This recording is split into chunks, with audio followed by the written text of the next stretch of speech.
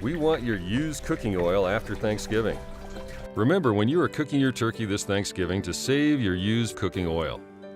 Bring it to the Quail Street Recycling Center at 1068 Quail Street from 10 a.m. to 2 p.m. the Saturday and Sunday following Thanksgiving.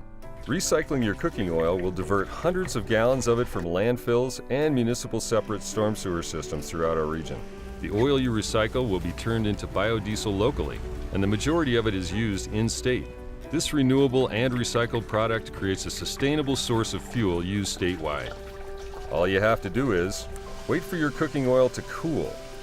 Strain the cooking oil back into the original container.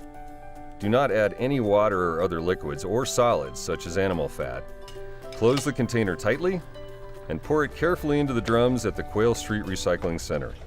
For more information, call 303-987-7190 or visit lakewood.org/recycling.